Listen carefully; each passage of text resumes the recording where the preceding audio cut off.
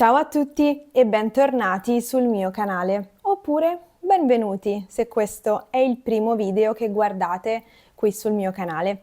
Io mi chiamo Lucrezia, molto piacere.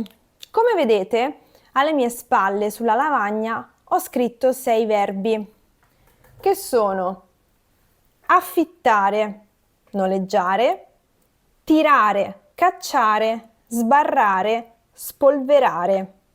Che cosa hanno di speciale questi verbi? Questi verbi sono particolari dal punto di vista del loro significato, perché significano una cosa e contemporaneamente significano anche l'azione contraria, l'azione opposta.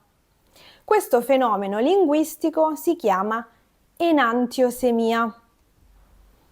Se siete curiosi di approfondire l'argomento, vi dico la parola così sapete che cosa cercare. Iniziamo dalla coppia affittare e noleggiare. Allora, qual è la differenza? Molto brevemente, affittare uno spazio, quindi un appartamento, un bene immobile che non si può spostare. Noleggiare invece lo usiamo per gli oggetti che invece possiamo spostare, come macchine, biciclette, eccetera.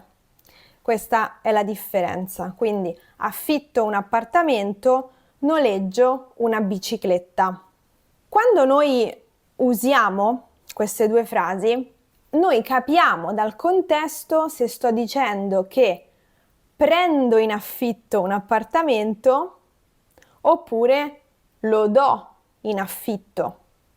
Quindi è sempre il contesto che ci fornisce la soluzione, che ci fornisce l'interpretazione giusta del verbo.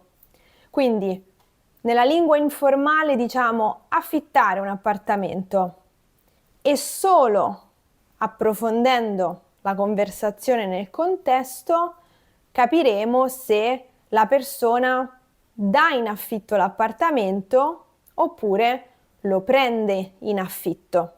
Quindi cambia proprio il punto di vista. Andiamo avanti, vediamo il verbo tirare. Questo è molto interessante. Tirare significa sia portare qualcosa verso di sé, sia lanciare qualcosa lontano da sé. Solitamente troverete questo verbo sulle porte delle attività commerciali dove c'è scritto tirare e quindi dovrete, per aprire la porta, portarla verso di voi e poi si tira qualcosa. Per esempio negli sport che prevedono l'uso di una palla, si tira la palla. Quindi tirare contiene entrambi i significati di tirare verso di sé o tirare lontano da sé. Come lo capiamo? Ovviamente dal contesto. In questo video la parola contesto è molto presente perché appunto questi 6 verbi ci ricordano che il contesto è estremamente importante per interpretare bene ciò che viene detto. Andiamo avanti e vediamo il verbo cacciare.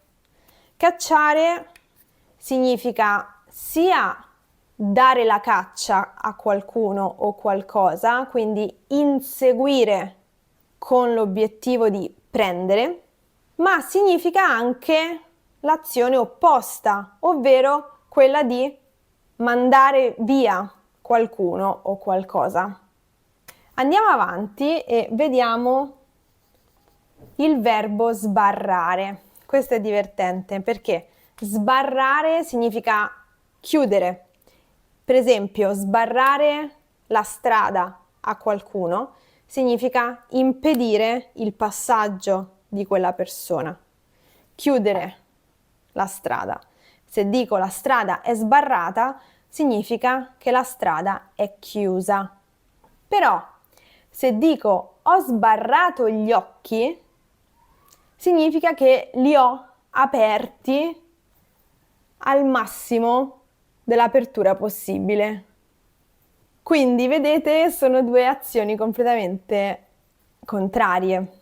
In questo caso, questo verbo ha degli usi specifici. Quindi sbarrare la strada significa chiudere la strada, chiudere il passaggio, creare un ostacolo. Invece se dico ho sbarrato gli occhi, significa che li ho aperti. Ovviamente con questo significato il verbo sbarrare si usa solamente con occhi. Va bene?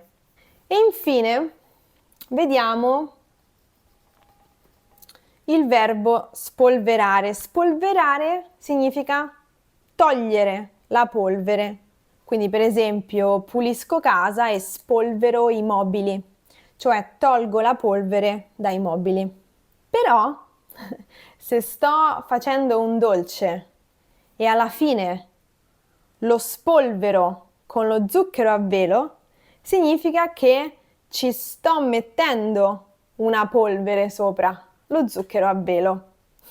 Anche qui l'uso è strettamente legato a questi due contesti, quindi spolverare per togliere la polvere e spolverare un dolce, cioè ricoprirlo di zucchero a velo o di polvere di cacao, comunque ricoprire un dolce con una polvere.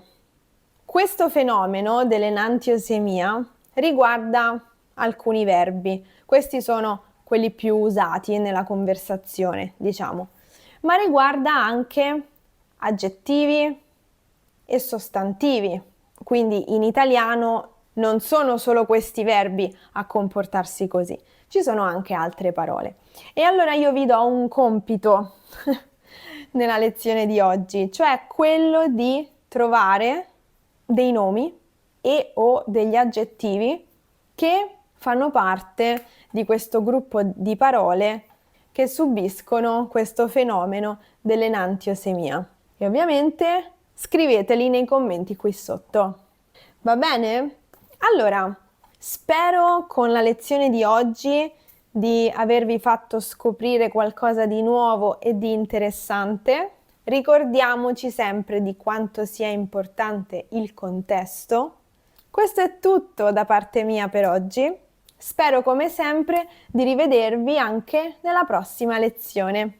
Vi auguro un buon proseguimento e a presto. Ciao!